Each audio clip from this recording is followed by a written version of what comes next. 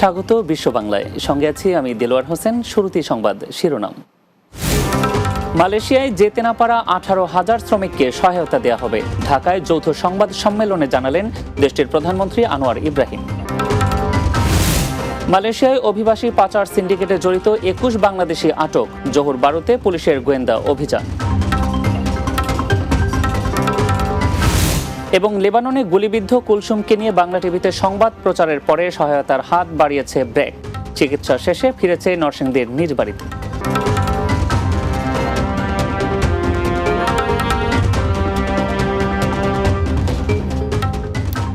শুনছিলেন শিরোনাম, এবার বিস্তারিত।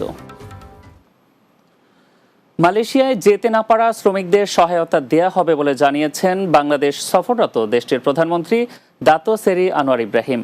প্রধান উপদেষ্টা ডক্টর মোহাম্মদ ইউনূসের সঙ্গে দ্বিপাক্ষিক বৈঠকে মালয়েশিয়ায় বাংলাদেশি শ্রমিক নেওয়ার বিষয়ে কথা বলেন আনোয়ার ইব্রাহিম। শুক্রবার বিকেলে হোটেল ইন্টারকন্টিনেন্টালে যৌথ সংবাদ সম্মেলনে এসব কথা জানান তারা। বিস্তারিত মাহমুদ রুবেলের প্রতিবেদনে। শুক্রবার দুপুর 2:15টায় মালয়েশিয়ার প্রধানমন্ত্রী আনোয়ার ইব্রাহিম হজরত শাহজালাল আন্তর্জাতিক বিমানবন্দরে পৌঁছান। এ সময় তাকে স্বাগত জানান প্রধান উপদেষ্টা ডক্টর মোহাম্মদ ইউনূস। মালয়েশিয়ার প্রধানমন্ত্রীর সঙ্গে একান্ত বৈঠক করেন অধ্যাপক Yunus.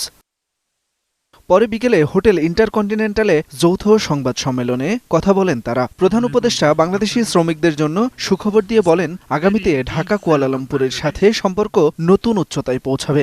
Both of us committed ourselves to revitalize long-standing bilateral issues. মালয়েশিয়ার সঙ্গে দ্বিপাক্ষিক সম্পর্ক নতুন উচ্চতায় নিয়ে যেতে চাই। দুই দেশই সম্পর্ক এগিয়ে নিতে সম্মত হয়েছি। আন্তর্জাতিক সাংস্কৃতিক এবং রোহিঙ্গা ইস্যু নিয়ে আমরা আলোচনা করেছি। এছাড়া বাণিজ্য ও বিনিয়োগ, মানব সম্পদ উন্নয়ন, জনশক্তি রপ্তানি, কর্মসংস্থান তৈরি এবং ভিসা সহজীকরণের বিষয়েও আলোচনা হয়েছে। দেশটির শ্রমবাজার নিয়ে আনোয়ার ইব্রাহিম বলেন, মালয়েশিয়ার শ্রমবাজারে প্রথম পর্যায়ে যেতে না পারা 18,000 বাঙালি আগে নেওয়া হবে। 18,000, but the first phase, once we satisfy, I think we'll do it at the first phase. মালয়েশিয়ায় যেসব কর্মী ঝামেলায় পড়েছেন, প্রথম দফায় এমন 18,000 জনকে সহায়তার বিষয়ে আমরা সম্মত হয়েছি। বাংলাদেশের কর্মীরা আধুনিক দাস নয়, বাংলাদেশের শ্রমিকদের সুরক্ষার বিষয়ে কাজ করছি। In Malaysia, I think what we need to do if we want this sort of comprehensive strategic partnership. আগামী বছর যৌথ কমিশনের বৈঠক নিয়ে আগ্রহী বলেও জানান মালয়েশিয়ার প্রধানমন্ত্রী। এ সময় আনোয়ার ইব্রাহিম বলেন, এই অঞ্চল শান্তিপূর্ণ রাখতে আসিয়ানকে আরও কার্যকর করতে চায় Malaysia. ASEAN is, the most peaceful region in the world. Fastest growth in terms of the economy. Mahmud Rubel, Bangla TV, Dhaka. মালয়েশিয়ায় অভিবাসী পাচার সিন্ডিকেটের সঙ্গে জড়িত 21 বাংলাদেশিকে আটক করেছে দেশটির পুলিশ। এক বিবৃতিতে এসব তথ্য জানিয়েছেন দেশটির জোহর পুলিশ প্রধান এম কুমার। তিনি জানান, গোয়েন্দা তথ্যের ভিত্তিতে জোহর বেরিবাঁধ এলাকায় এই অভিবাসী পাচারের তৎপরতা চালানো হয়। চলতি বছরের আগস্ট থেকে বাংলাদেশি ও স্থানীয় ব্যক্তিরা এসব সিন্ডিকেট পরিচালনা করে আসছিল। এসব অবৈধ অভিবাসীদের নির্দিষ্ট গন্তব্যে নিয়ে যাওয়ার আগে তামান দায়ার একটি আশ্রয় কেন্দ্রে রাখা হতো এবং সেখান থেকে জনপ্রতি 20,000 রিঙ্গিত আদায় করা হতো। অভিযানের সময় স্থানীয় এক নারী এবং ম্যানেজার, পরিবহনকারী ও তত্ত্বাবধায়ক হিসেবে কাজ করা 3 বিদেশিকে আটক করা হয়। এছাড়া 21 বাংলাদেশিকে আটক করা হয় ওই অভিযানে। নরসিংদীর পলাশ উপজেলার সুলতানপুরের হতদরিদ্র পরিবারের গৃহিণী কুলসুম বেগম সংসারের অভাব দূর করতে লেবাননে গিয়ে হন গুলিবিদ্ধ। সেই গুলি বের করতে হাজারো আকুতি জানালেও মেলেনি চিকিৎসা। পরে দুর্বিষহ সেই জীবনযাত্রা নিয়ে বাংলা টিভিতে সংবাদ প্রচারিত হলে এগিয়ে আসে বেসরকারি সংস্থা ব্র্যাক। ব্র্যাকের তত্ত্বাবধানে চিকিৎসা শেষে সুস্থ হয়ে বাড়ি ফিরেছেন অসহায় এই প্রবাস ফেরত নারী। নরসিংদী প্রতিনিধি শরীফ ইকবাল রাসেলের তথ্যচিত্রে জানাচ্ছেন সর্দার রাজীব। 3 অবুঝি শিশু সন্তান নিয়ে দিনাতিপাত করতে যখন হিমশিম খাচ্ছেন কুলসুম বেগম, ঠিক তখনই তাদের ছেড়ে চলে যান স্বামী স্বপন মিয়া। এ সময় সন্তানদের মুখে খাবার তুলে দিতে রাস্তার ধারে তিনি শুরু করেন পিঠা বিক্রি। এরপরও পরিবারের অভাবে দূর করতে না পেরে 2019 সালে গৃহকর্মীর কাজ নিয়ে কুলসুম পাড়ি জমান লেবাননে।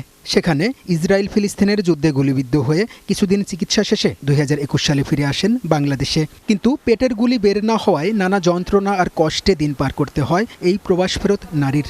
অসুস্থ শরীরটা নিয়ে আমি বাড়িতে ছিলাম, তো এখন এনজিও ব্রাকে এনজিও গিয়া খোঁজ নিতে নিতে আমার ঘর বাড়িতে গেছে, যাওয়ার পরে এই এনজিও আমারে ব্রাক এনজিও অনেক সহযোগিতা করছে, গুলিটা বাক করানোর জন্য সাহায্য করছে, সহযোগিতা করছে, মেডিকেলে না ভর্তি করছে।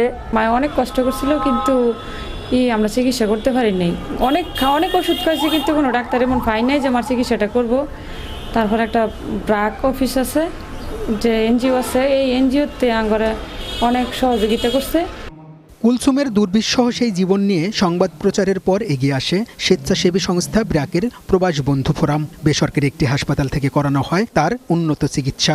ওনার যাবতীয় খরচ আমাদের ব্র্যাক মাইগ্রেশন প্রোগ্রাম বহন করে। তো আলহামদুলিল্লাহ উনি এখন সাকসেসফুল, সফল আছেন। প্রবাস বন্ধুর ফোরাম থেকে চিকিৎসা করছেন, এখন উনি সুস্থ আছে। গত 19 তারিখ আমরা তার অস্ত্রোপচারের ব্যবস্থা করা হয় হাসপাতালে, এবং উনি এখন আপাতত সুস্থ আছে এবং বাড়িতে চলে গেছেন। আমরা যথাযথভাবে ওনার খোঁজ খবর রাখছি। ব্র্যাকের পূর্ণাঙ্গ চিকিৎসা সহায়তার পাশাপাশি কুলসুম বেগমকে আর্থিক সহায়তা করেছে জেলা কর্মসংস্থান ও জনশক্তি অফিস। প্রবাসীদের নিয়ে বাংলা টিভি যে কাজ করছে, এটা আমি গর্ববোধ করছি। ব্র্যাক কিন্তু এখানে ভালো একটা ভূমিকাও রেখেছে। তারা তাদের আন্ডারে নিয়ে এই মহিলাকে গুলি অপারেশনের ব্যবস্থা সহ সার্বিক দেখভাল তারাও করেছে। ব্র্যাকের প্রবাস বন্ধু ফোরাম সহ অন্যান্যরাও কুলসুমের মতো অসহায়দের পাশে এগিয়ে আসবে, এমনটাই প্রত্যাশা সচেতন মহলের। Sardar Rajiv, Bangla TV news desk. বিশ্ব বাংলা নিচ্ছে এবার ছোট একটা বিরতি। ফিরে আসার পর অন্যান্য সংবাদের সাথে আরও যা থাকছে। মালয়েশিয়ায় সড়ক দুর্ঘটনায় এক বাংলাদেশি শ্রমিক নিহত। পিকআপ নিয়ন্ত্রণ হারিয়ে এ দুর্ঘটনা ঘটে।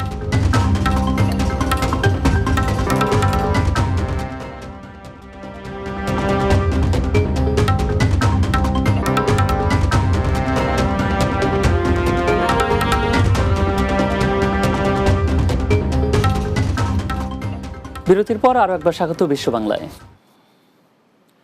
সৌদি আরবের তায়েফে বসবাসরত প্রবাসী বাংলাদেশিদের কনসুলার সেবা দিচ্ছে বাংলাদেশ কনসুলেট জেনারেল জেদ্দা। আবহাওয়া প্রতিনিধি এম ইব্রাহিম খলিল জানান, শুক্রবার থেকে শুরু হওয়া এ সেবা চলবে আগামী শনিবার পর্যন্ত।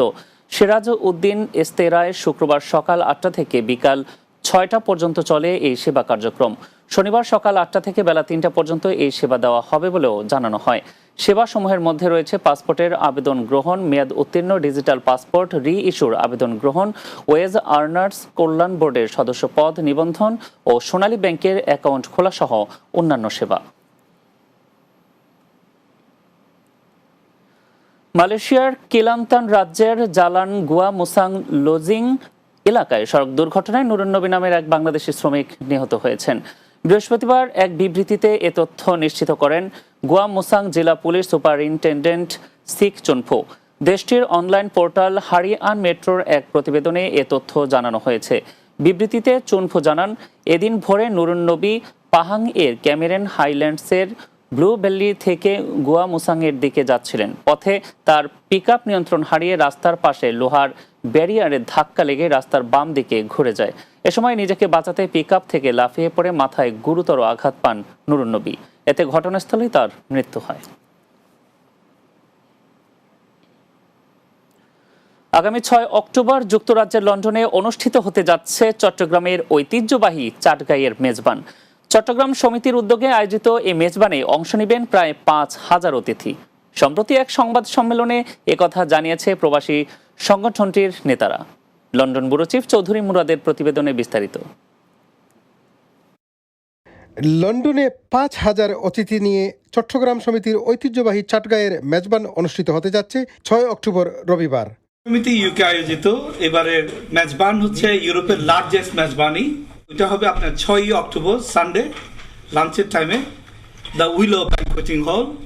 ওখানে প্রায় আমরা 4 থেকে 5,000 মানুষকে খাওয়ানোর ব্যবস্থা করছি। 6 অক্টোবর ইনশাল্লাহ আমাদের মেজবানি, আপনাদেরকে সবাইকে আমন্ত্রণ জানাচ্ছি। এবং ওটার ভেন্যু হলো উইলুস হেইনল্ডের ওখানে গার্ডেন অফ পিসের পাশেই।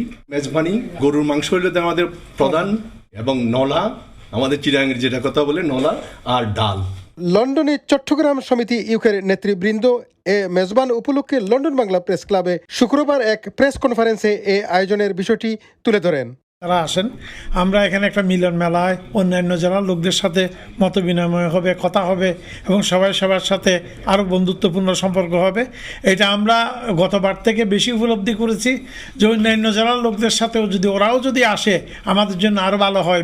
2024 সনের এই মেজবান সম্পূর্ণ ব্যতিক্রম এই কারণে যে সম্পূর্ণ ফ্রি অফ কস্ট। যারা মেজবান যারা অতীতে যারা আইব তারা কোনো ধরনের কোনো পয়সা চার্জ করা হইতো না।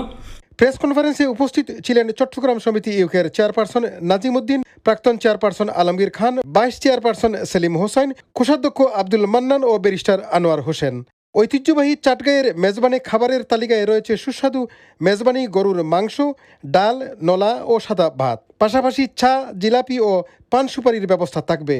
এ মেজবানে সবার জন্য উন্মুক্ত এবং এন্ট্রি ফ্রি।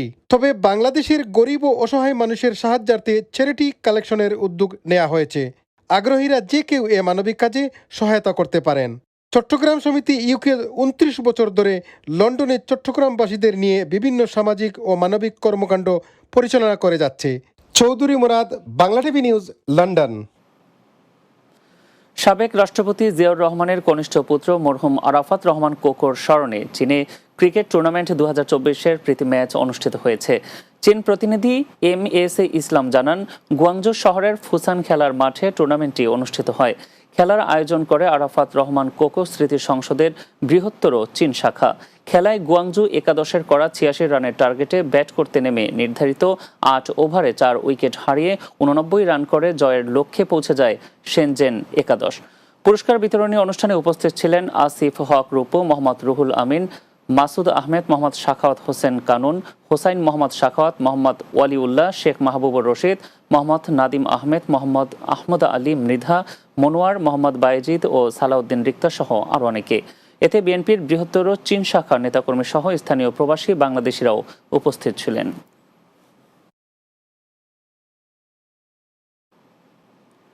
শেষ করব বিশ্ব বাংলা, তার আগে সংবাদ শিরোনামগুলো জানিয়ে দিচ্ছে আরও একবার। মালয়েশিয়ায় যেতে না পারা 18,000 শ্রমিককে সহায়তা দেয়া হবে, ঢাকায় যৌথ সংবাদ সম্মেলনে জানালেন দেশটির প্রধানমন্ত্রী আনোয়ার ইব্রাহিম।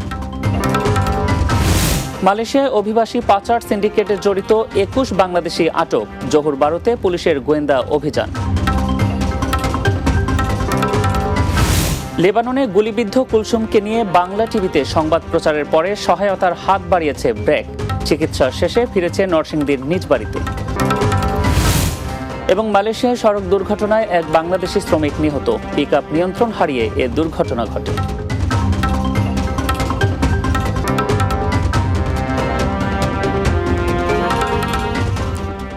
এই ছিল বিশ্ব বাংলায়। এতক্ষণ সঙ্গে থাকার জন্য ধন্যবাদ সবাইকে।